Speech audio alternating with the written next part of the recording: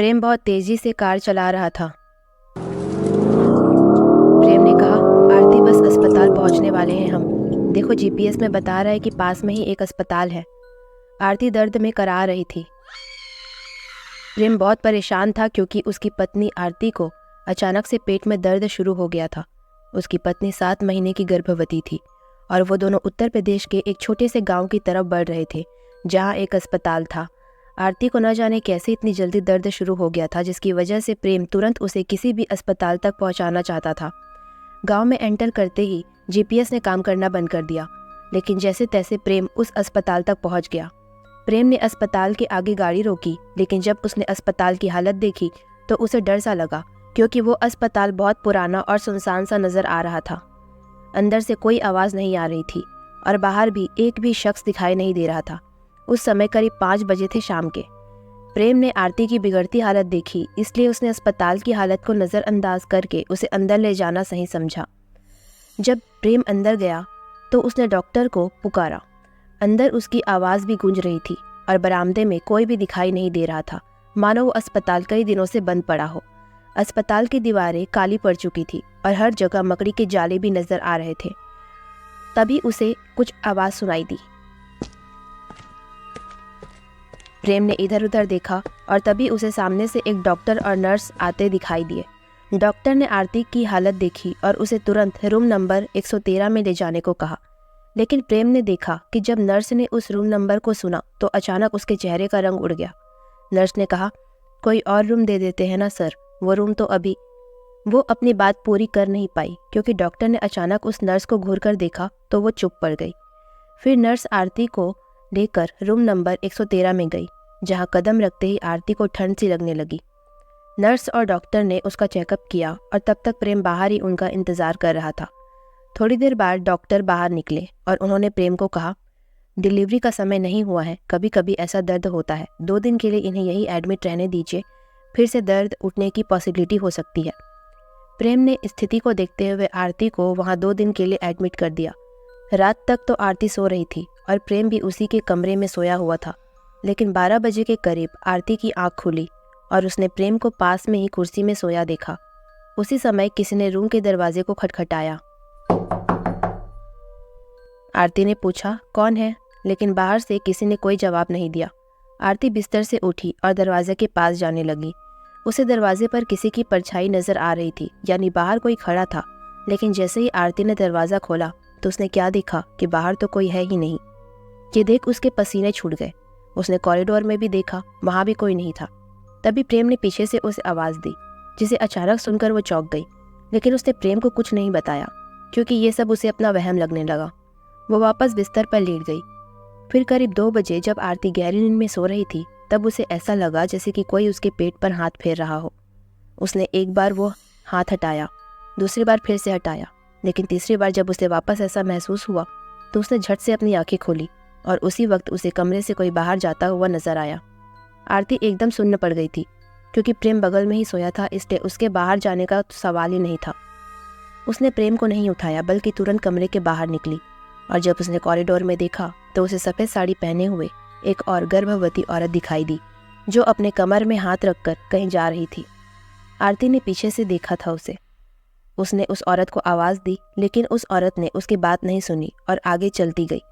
आरती को कुछ अजीब लगा, इसलिए धीरे धीरे वो भी उस खाली बरामदे में उसके पीछे पीछे जाने लगी। लेकिन जहाँ बरामदे में एक मोड़ आया, वहाँ मुड़ते ही वो औरत न जाने कहाँ गायब हो गई। ये देख आरती की हालत खराब हो गई। तभी किसी ने उसके कंधे पर हाथ रखा और वो चीख पड़ी। लेकिन जब उसने पीछे देखा तो सामने वही नर्स दिखाई दी। उस नर्स ने कहा, तुम इस वक्त क्या कर रही हो यहाँ? चलो यहाँ से।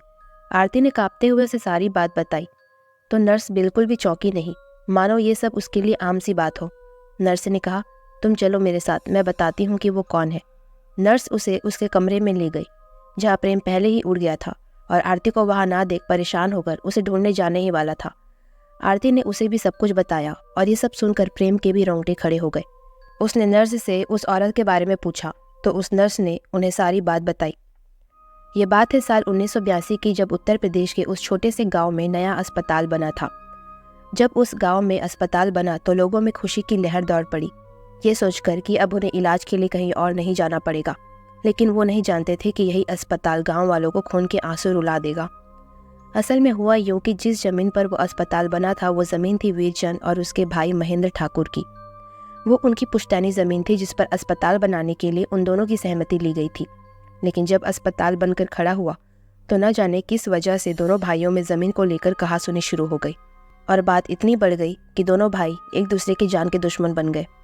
एक रात दोनों भाइयों के बीच खूब लड़ाई हुई और दोनों ने धारदार हथियारों से एक दूसरे को लहूलुहान कर दिया।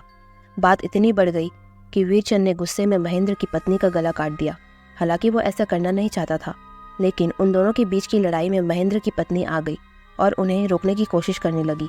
लेकिन इस बीच वीरचंद ने गलती से उसके गले पर तलवार से वार कर दिया और वहीं महेंद्र की पत्नी चल बसी।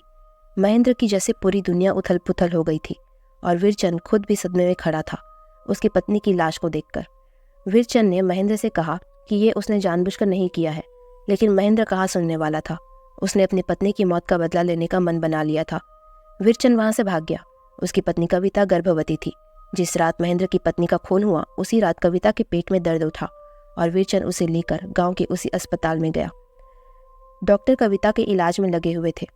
वो माँ बनने वाली थी और वीरचंद बाहर इंतजार कर रहा था। वो बहुत परेशान था, लेकिन तभी उसने महेंद्र को खून से लथपथ तलवार लेकर अस्पताल में आते हुए देखा, जिसे देख वीरचंद की रूह कांप गई। महेंद्र ने वीरचंद को कुछ भी बोलने का समय नहीं दिया और उसने कई लोगों के सामने एक ही पल में वीरचंद का गला धड़ से अलग कर दिया। अफरा तफरी मच गई वहाँ। फिर लोगों की चीख सुनकर डॉक्टर भी बाहर आ गए और उन्हें धक्का देकर महेंद्र कविता के वार्ड में घुस गया। कविता भी उसे देखकर कांप गई। उसकी ऐसी हालत भी नहीं थी कि वो उठकर भाग पाए और महेंद्र ने तुरंत अपनी पत्नी का बदला लेने के लिए कविता का गला भी काट दिया और उसके पेट पर भी तलवार घुसा दी। वो और उसका बच्चा दोनों चल बसे। ये देखकर डॉक्टर की हालत खराब हो गई और सब लोग वहाँ से भाग गए। उसके बाद महेंद्र कहाँ गया ये किसी को नहीं पता।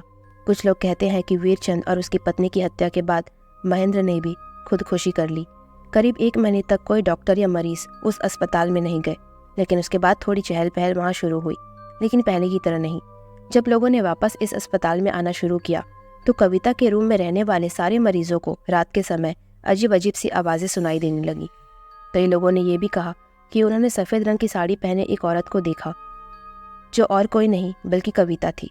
कविता रात के समय में उस वार्ड में रहने वाले मरीजों का दरवाज़ा खटखटाकर परेशान करती थी और कई बार कमरे की खिड़की से वो लोगों को दीवारों पर चलते नजर आती थी।